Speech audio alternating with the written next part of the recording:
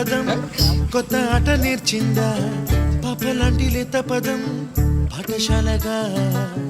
కూనలమ్మ జానపదం పల్లె దాటి వచ్చిందా చవళిల జానతనం పాట చూపగా